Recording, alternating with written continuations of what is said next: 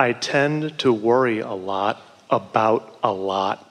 I tend to think thoughts that my inner being doesn't think, which results in a feeling of worry to me, which is my indicator that I'm off base from who I really am. Absolutely. So our answer to that is don't do that anymore. What's next? Thank you. That's the...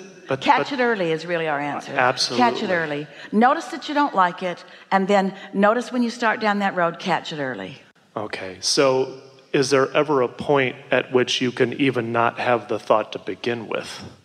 Yeah, but we don't want you to get into this place where you are guarding your thoughts, or you'll say, all right, I'll go along with this, Abraham, whatever it is, and I'll accept I create my own reality. And then you think a thought or speak a word and you go, cancel, try to suck it back before law of attraction gets hold of it. And we say, really, too late. Law of attraction got hold of it. So rather than trying to stop the car once you're at the bottom of the hill, just let it hit you and drown you and beat you up and suffer over it, and then come away with it from that experience with wisdom. I did not like that. I don't think I'm going to do that so much anymore. I'm going to step out in front of it before it has all that momentum going. It's just using your logic to realize. And now you have this premise, it will really serve you. Do you know how many thoughts you don't have to sort out anymore? You don't have to debate with the world the rightness or wrongness of every issue that has ever been out there. You don't have to discuss that anymore. You don't have to figure that out. All you have to know to have your personal expansion and joyful collusion with the source within you is which thoughts feel good and which thoughts don't feel so good. Is that too simplistic?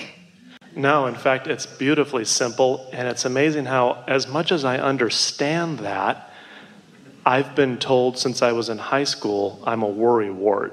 And so I've been doing this for about 35 years. We're going to give you a different label because you're doing that looking at what is or looking at what was. Your inner being never looks back. We're going to give you a different label. Rather than worrywart, we're going to say to you, you are a thoughtful being and you are a deliberate creator and you like to contemplate. And when you use that skill to contemplate from the satisfied up part of the scale rather than from the unsatisfied down part of the scale, you're going to find such satisfaction on steroids with those thoughts that you are thinking. So the opposite of a worrywart is a very clear-minded being who is accessing the energy that creates worlds to flow toward your creative endeavors. That's who you are.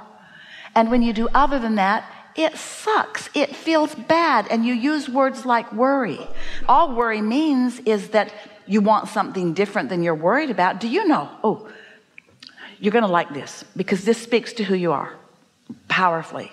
Every subject is really two subjects, wanted and absence of what is wanted.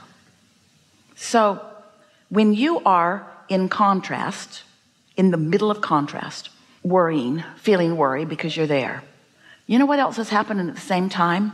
As you are focused upon the problem, which is why you worry, you are creating the solution at the same moment. Thank you very much. Thank you very much. We really mean that. Thank you very much. While you are stewing over the problem, you are creating a solution, which is the expansion of the universe. So you might just think about that while you're worrying. Hey, I am creating the solution here. And while I can't see it, because I'm so actively intertwined with the problem, when I let this go, since I own this, and since my inner being is all over the solution, and my inner being is revealing to me things about the solution all day, every day, in the absence of my worry, the solution will occur to me. And you know what that'll make you do? We want this to happen to you. We want you to feel about your worry like we feel about your worry. Thank you very much. Thank you for being willing to acknowledge that something isn't the way you want it, and for launching a rocket of desire for the improvement of all that is in generations to come. But now do yourself a big favor and use your guidance system the way it's meant to be.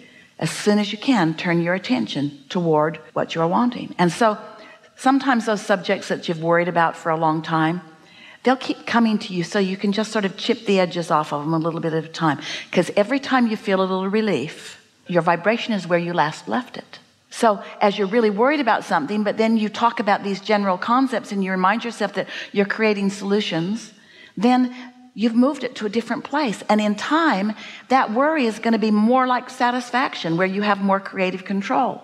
Don't ask yourself to defy the laws of the universe. Don't ask yourself to stand at the bottom of the bay and stop that momentum. Stop it sooner.